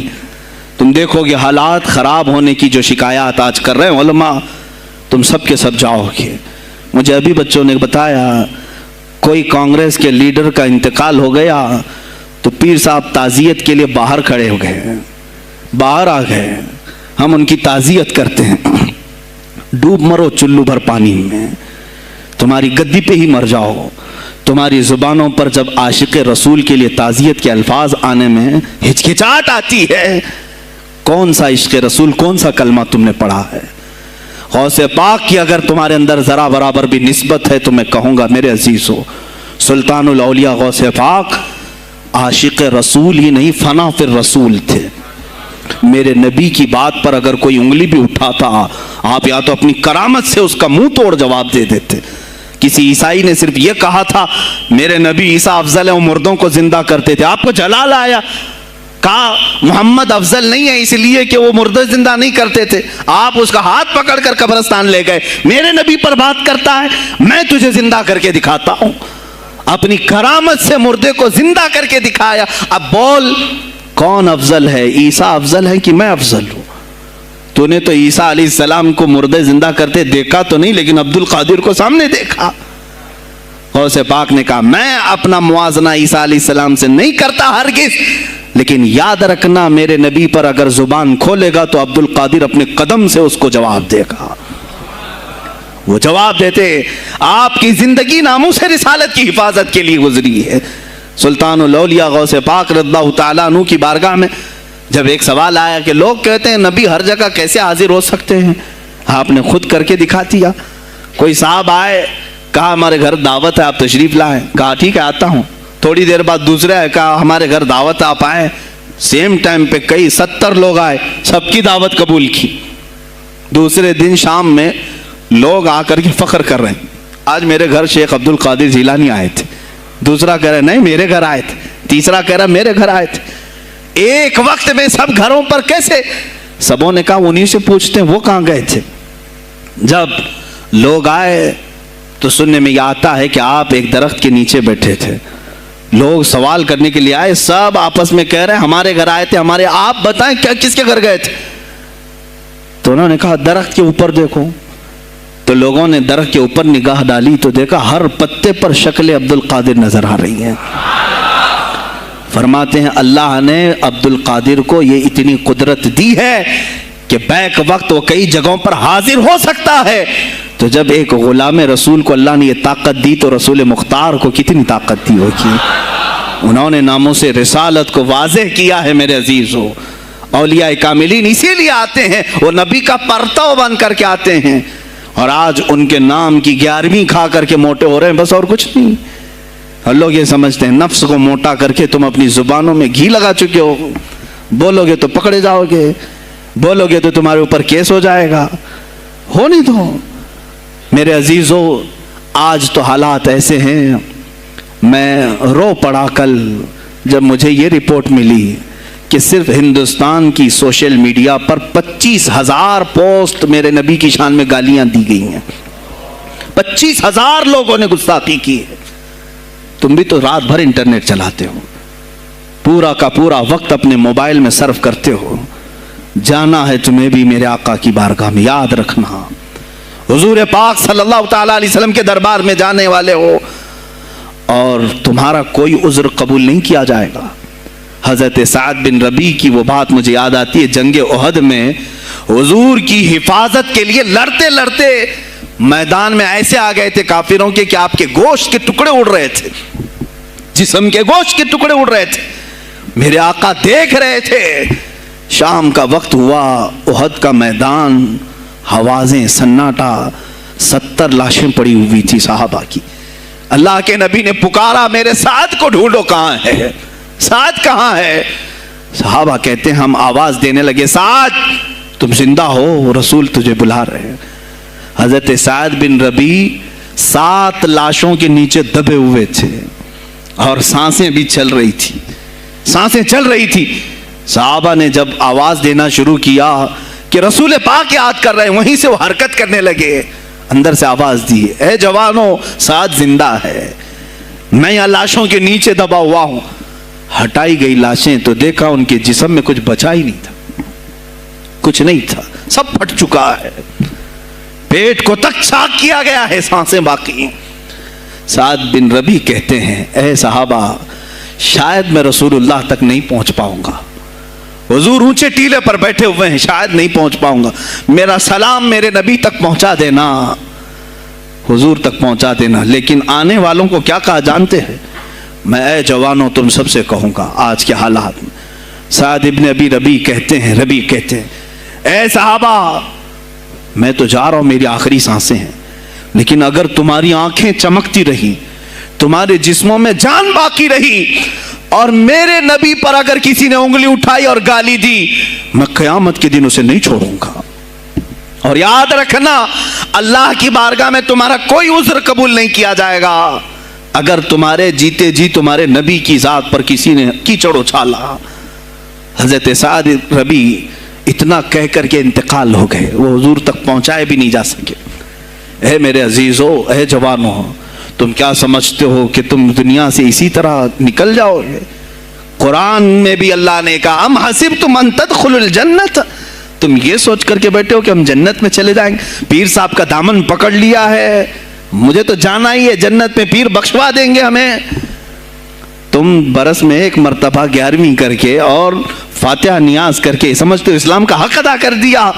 یہاں تمہارے نبی کی عظمت پر روز بروز حملے ہو رہے ہیں. آج کفر کھل کر کے آیا ہے سامنے, نہیں دیکھتے آپ؟ کفر کھل کر کے سامنے آیا ہے تعصب کے ساتھ. ہر شہر میں جاتے ہوئے گنڈے للکار رہے ہیں اسلام کے خلاف ہمارے ملک میں. اگر میں کھل کر کے آیا تو میرا کیا جرم ہے اس میں, میرا کیا قصور ہے اس میں کہ آپ بھی میں نہ بولوں؟ ہاں آج تمہارے پاس طاقت ہے, پاور ہے, جو کچھ بھی حسر اور رسوخ ہے, اس سے زیادہ کیا کرو گے کہ تم مجھے جیل میں بند کر دو گے؟ میں کل کی تفسیر میں بھی یہی کہا. ایک مولانا صاحب نے کہا کیا آپ اتنا بول رہے ہیں, آپ پر ایسے ایکٹ لگائے جائیں گے کہ زندگی بھر آپ کی ضمانت ہی نہیں ہوگی. آپ پر ایسے قانون لگائے جائیں گے کہ آپ کی زندگی بھر ضمانت ہی نہیں ہوگی. میرا دل یہ کہتا ہے, اے لوگوں, اس طرح جی کر فائدہ بھی کیا؟ ایسی آزادی کس کام کی جس میں روز اٹھتے ساتھ میرے نبی کی شان میں گستاخیاں ہم سن رہے ہوں اور حضور کو کوسا جا رہا ہو, ہم کھاتے پیتے گھوم رہے ہوں. اس سے بہتر ہے کہ جیل کی کوٹری میں ہم زندگی گزار لیں, کل بارگاہ مصطفیٰ میں اٹھنے والا چہرہ تو رہے ہمارے پاس. اگر اللہ کے نبی صلی اللہ تعالی علیہ وسلم نے سوال کر لیا پکڑ کر کے کہ تیرے زندگی میں, تیری جوانی میں مجھ پر تو لوگ رنگیلا رسول کہہ رہے تھے, تو کیا کہہ رہا تھا؟ تو کیا کہہ رہا تھا اس زمانے؟ تم کیا کہو گے, اے اللہ کے نبی میں مزدور تھا, میں کچھ نہیں کر سکتا تھا, میں غریب تھا, کام کاج کرتا تھا, میں کچھ نہیں کر سکتا تھا. یاد رکھو اس وقت میرے آقا تمہارے سامنے بلال حبشی کو لا کر کھڑا کر دیں گے. یہ کیا تھا بلال؟ یہ تو غلام تھا, اس کی پیٹھ پر سل رکھ کر کے پیٹھ گلا دی جاتی, تب بھی اپنی زبان پر میرا نام لینا نہیں چھوڑتا تھا. تم کون سی مزدوری کی شکایت لے جاؤ گے؟ بہانہ کرو گے اللہ کی بارگاہ میں, رسول کی بارگاہ میں بہانہ کرو گے. اے گروہ علماء, تم کو اللہ نے ممبر دیے ہیں خطابت کے لیے, اللہ نے اپنے رسول کا ممبر تمہیں دیا ہے, اس لیے نہیں کہ تم حکومت کی خوشامدی کرو. तुम अपने वक्त के तागूती कुव्वतों की खुशामदी करो, इसलिए नहीं, बल्कि आज तुमसे कौम मुसाफा करके हाथ चूमती है सिर्फ इसलिए कि तुम्हारी जुबान पर नाम मुस्तफा है। आज उलमा की जो इज्जत है सिर्फ इसलिए, तुम्हारी पगड़ियां, तुम्हारे जुब्बे देख करके कौम इज्जत नहीं करती, सिर्फ इसलिए इनके दिलों में तुम मचलते हो कि तुम मुस्तफा करीम की बातें करते हो। उलमा को जानना चाहिए कि तुम्हारी इज्जत नबी से वाबस्ता है। आबरूए माज़ा नाम मुस्तफा अस्त, हमारी आबरू, इकबाल ने कहा था, हमारी आबरू नाम मुस्तफा से वाबस्ता है। अगर उसी नाम को किसी ने छेड़ा तो फिर हमारा जी कर मतलब क्या है, हम किस काम के। मैं एक मिसाल से समझाता हूं। मस्जिद है, दीवार के पेंट को अगर किसी ने खुरच लिया तो हो सकता है माफ कर दें, हम उसको छोड़ दें। किसी ने लकीर निकाल दी दीवार पर, हम छोड़ दें उसको। लेकिन मियां वो हमारे सामने आकर पिल्लर हिलाने लग गया और मस्जिद का ये पिल्लर तोड़ने लग गया, खामोश बैठोगे? और अगर तुम खामोश बैठे तो इसका अंजाम क्या होगा? उसने पिल्लर हिलाया तो सिर्फ पिल्लर नहीं टूटेगा, ये छत पूरा सबके ऊपर गिरेगा। आज जालिम कुफार पूरे तुम्हारी जड़ को हिला रहे, मेरे नबी की जात को, सीधे मुस्तफा करीम की जात को हिला रहे हैं। अल्लाह के हबीब सल्लल्लाहु तआला अलैहि वसल्लम की नामूस को हल्के में मत लेना मेरे अजीजों। लाखों जाने जाती हैं, जाए इस नाम पर। हुजूर अकरम सल्लल्लाहु तआला अलैहि वसल्लम की जात को हल्के में मत लेना। और अगर इन्होंने हिलाना शुरू किया है अगर हुजूर की जात पर, हैरत हो रही, 25,000 पोस्ट तुम में से किसने कंप्लेंट की है? साइबर क्राइम को कंप्लेंट कर सकते थे, हमारे जज्बात को ठेस पहुंचा है। हम आजाद मुल्क में रह रहे हैं, मेरे नबी से छेड़छाड़ क्यों हो रही है? किसी ने आवाज उठाई? कुछ हैं इल्ला माशाअल्लाह, कुछ उलमा, कुछ वकला इसके पीछे लगे हुए हैं। लेकिन मेरे अजीजों, हर मुसलमान का यह है तुम्हारी निस्बत रसूल पाक से है। अब इन्होंने हिलाना शुरू किया तो इंतजार करो, जिस दिन ये छत गिरेगी अजाब बनकर सब पीछे जाएंगे, सब उसमें गिरफ्तार होंगे। इंशाअल्लाहुल अजीज हम मुहिम छेड़ेंगे, हम मुहिम छेड़ेंगे इस बात की। अगर आज तुम कसरत में हो तो इसका क्या मतलब, जो चाहे तुम कर लोगे। हम इतने गए गुजरे तो नहीं हैं कि हमारे नबी के ऊपर भी तुम चले जाओ। हाँ, हमें रौन दिया, हमें मार दिया, हमें कत्ल कर दिया, सब बर्दाश्त कर लिया, लेकिन अब इससे आगे नहीं बर्दाश्त करेंगे इंशाअल्लाहुल अजीज। मैं आवाज़ देता हूँ इसी मिंबर से, ए गिरोह उलमा, ए जमात सूफिया, ए खानकाह के गद्दी नशीनों, बाहर आओ, आओ हुकूमत वक्त से एक मुतालबा ये करो। ए हुकूमत वक्त के तख्त पर बैठने वालों, हमारे हिंद में पार्लियामेंट में भी ऐसा कानून पास करो कि कोई मेरे नबी की जात पर भौंके तो उसे मौत की सजा हो जाए। हम ये चाहते हैं। अगर इस कानून को तुम्हें लाने में कुछ जिंदगियों की जरूरत है तो ये फकीर हाजिर है और मेरे साथ भी कुछ तुम्हारे लिए हाजिर होंगे। ले लो हमारी जाने और एक कानून ऐसा बना दो ताकि कयामत तक फिर यहां पर कोई ना भौंके मेरे नबी की जात पर।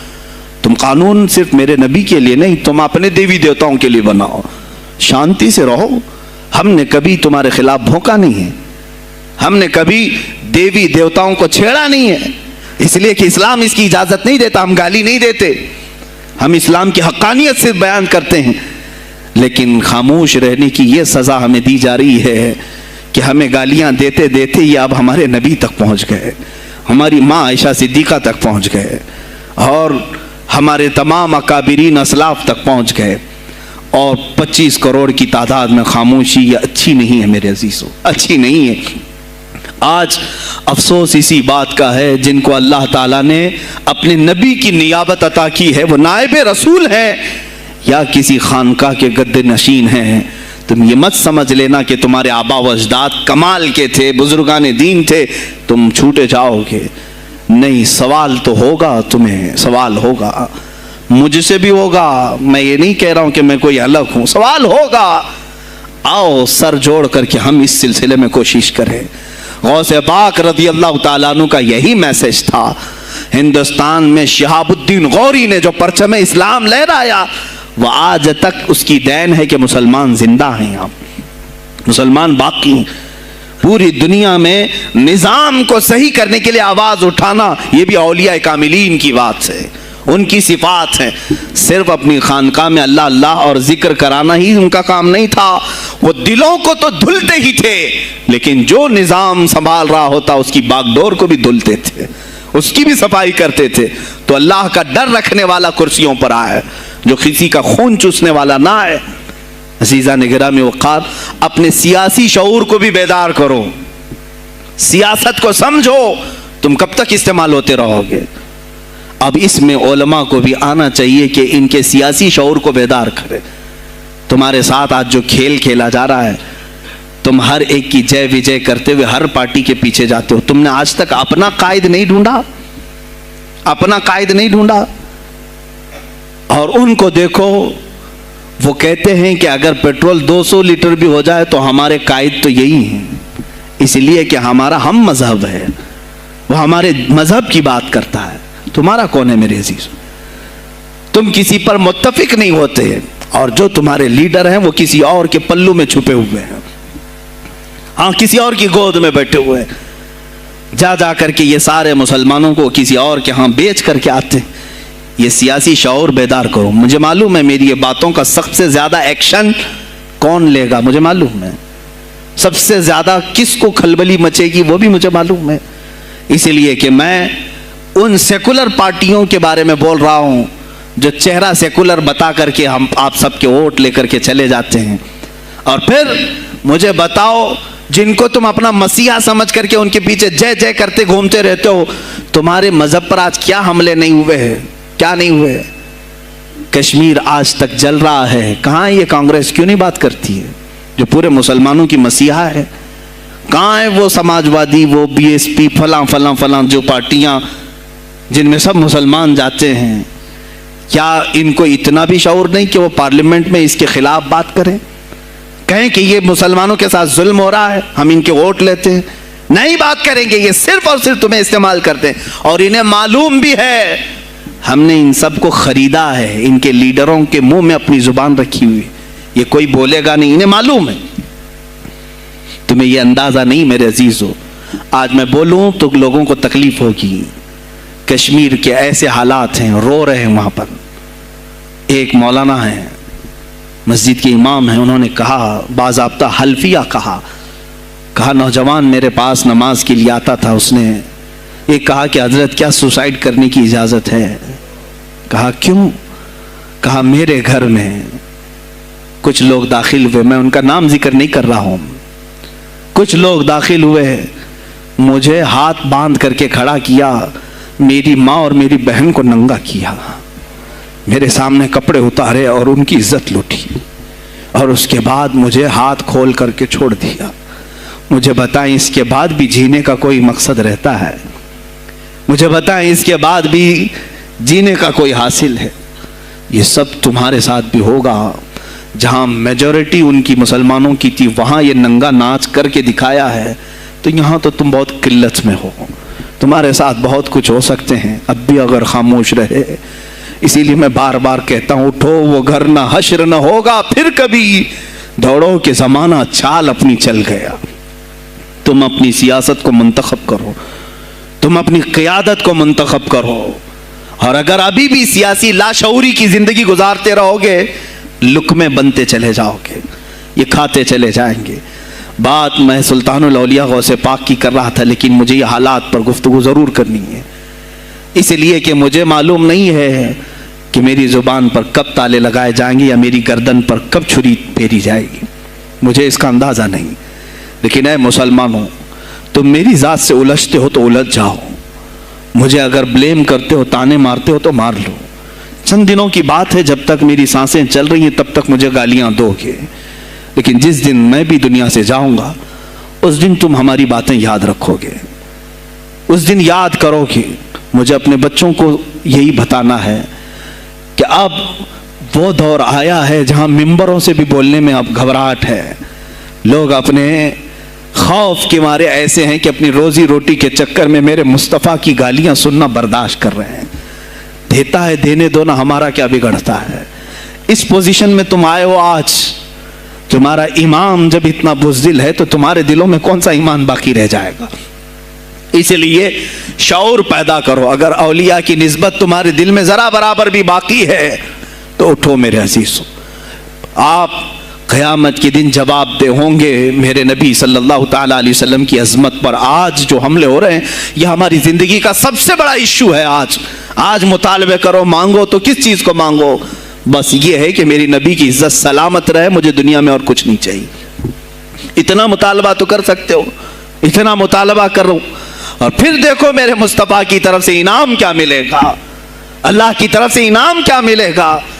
ارے وہ مرد قلندر جو پاکستان میں ابھی شہید ہوا, کس بات کا اعلان کرتا تھا, کس کو پکارتا تھا, کس کو للکارتا تھا؟ صرف یہی تو بات کرتا تھا کہ تاجدار ختم نبوت. اور میدان میں معذوری کے ساتھ بھی آ کر کہتا تھا لبیک یا رسول اللہ, اے اللہ کے رسول میں حاضر ہوں, میں حاضر ہوں, اپنی جان لے کر آیا ہوں. اور تم یاد رکھنا تمہاری ٹانگیں تو سلامت ہے, کل بروز قیامت ہو سکتا ہے تمہارا سامنا اس خادم حسین سے ہو, تمہاری ٹانگیں دیکھ کر کے پوچھی جائیں گی. معذور ہونے کے بعد جب کوئی میدان میں میرے نبی کی عظمت پر پہرا دینے کے لیے آ سکتا ہے تو تم نے اپنی ٹانگیں کس کام کے لیے رکھی تھی؟ میرے عزیزوں, میں نے جتنی طاقت مجھے اللہ نے دی میں بول رہا ہوں, اب اس کے بعد کا محاذ تمہیں سنبھالنا ہے, آگے کی ہماری فکروں کو تمہیں لے جانا ہے. شاید اس زمانے میں ہم جی رہے ہیں جہاں اتنی آزادی نہیں ہوگی.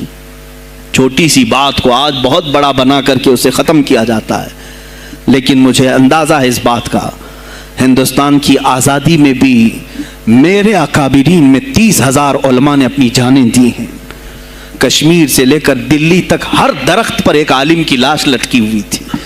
ان کی جانیں, ان کی قربانیاں رائے گاہ نہیں گئیں. 70 سال سے ہم مزے لے رہے ہیں, ان کی قربانیاں ہیں. علامہ فضل حق خیر آبادی کو انڈمان نکوبار پوری زندگی کے لیے قید کر کے ختم کر دیا گیا, مزار بھی وہیں پر ہے آج.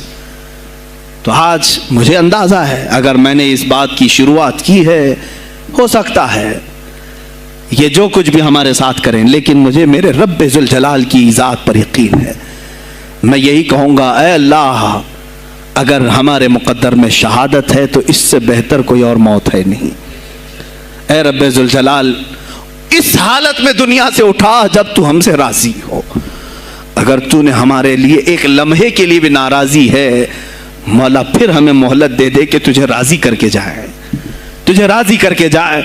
میرے مصطفیٰ صلی اللہ تعالیٰ علیہ وسلم کو قبر میں ہمیں دیکھنا ہے, اس لیے ہم قبر میں جا رہے ہیں, لیکن اس حال میں دنیا سے جائیں کہ ان کی عظمت پر کچھ بول تو سکیں, ان کی ناموس پہ کچھ کر تو سکیں.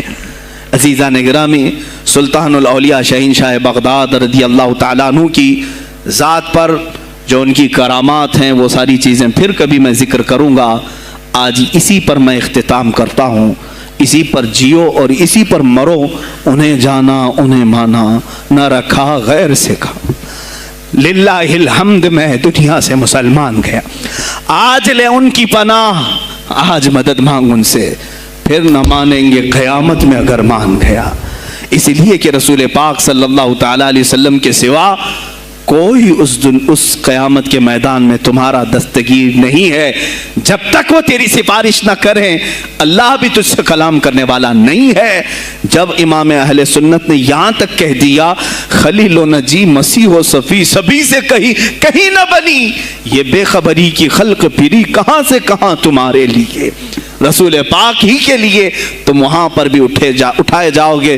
میں یہی میسج دے کر کے جاؤں گا جو میرے مرشد گرامی نے آخری وقت دیا تھا. زندگی یہ نہیں کسی کے لیے, زندگی ہے نبی کی, نبی کے لیے. نہ سمجھ مرتے ہیں زندگی کے لیے, نہ سمجھ مرتے ہیں زندگی کے لیے. جینا مرنا ہے سب کچھ نبی کے لیے. بلحوث سن, سیم و زر کی بندگی اچھی نہیں. بلحوث کہتے ہیں ہوس کا پجاری, خواہشات کا پجاری. میرا مرشد یہ کہہ کر گیا ہے ہمیں, بلحوث سن, سیم و زر کی بندگی اچھی نہیں. ان کے در کی بھیک اچھی, سروری اچھی نہیں. ان کے در کی بھیک اچھی, سروری اچھی نہیں. اور کہتے ہیں جو پیا کو بھائے اختر وہ سہانا راگ ہے. جو پیا کو بھائے اختر وہ سہانا راگ ہے، جس سے ناخوش ہو پیا وہ راگنی اچھی نہیں۔ جو میرے نبی کو نہ پسند آئے وہ بات ہی اچھی نہیں، جو میرے نبی کو نہ پسند کام ہو وہ کام ہی اچھا نہیں، جس سے ناخوش ہو پیا وہ راگنی اچھی نہیں۔ وآخر دعوانا الحمدللہ رب العالمین۔ السلام علیکم۔ خدمت پہ لاکھوں سلام مصطفیٰ جان رحمت پہ لاکھوں سلام، شمع بز میں ہدایت پہ لاکھوں، غوث اعظم کا دیکھو ذرا مرتبہ، ایک اشارے سے مردوں کو زندہ کیا۔ آج بھی لوگ کہتے ہیں غوث الورا، غوث اعظم امام التقیٰ والنقیٰ، جلوہ شان قدرت پہ کاش محشر میں جب ان کی آمد ہو اور بھیجے سب ان کی شوکت پہ لاکھوں سلام، مجھ سے خدمت کے قدسی کا ہے ہر رضا، مجھ سے خدمت کے قدسی کا ہے ہر رضا، مصطفیٰ جان رحمت پہ لاکھوں سلام، شمع بز میں ہدایت پہ لاکھوں، وہ رضا حضرت برنی کے شان ڈال دی قلب میں عظمت مصطفیٰ، جس کا سنی مناتے ہیں یوم رضا، اس امام اہل سنت پہ لاکھوں سلام، مصطفیٰ جان رحمت پہ لاکھوں سلام، شمع بز میں ہدایت پہ لاکھوں سلام۔ لا شرف النبی الاکرم محمد المصطفیٰ صلی اللہ علیہ وسلم وآلہ واصحابہ واولیاء ملتہ وجميع المسلمین والمسلمات الکرام۔ الفاتحہ۔